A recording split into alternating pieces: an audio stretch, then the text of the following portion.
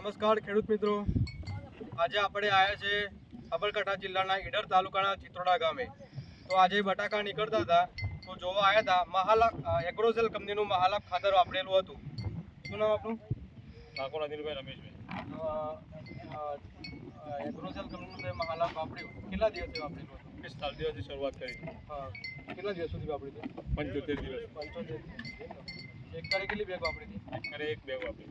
આજે આ બટાકા નીકળ્યા હતા તો તમને સાઈઝ ને બધું કેવું લાગ્યું? સાઈઝમાં બહુ જેન બહુ નહીં ગયા પ્રમાણમાં સાહેબ. બિલકુલ ઓછી જેન છે.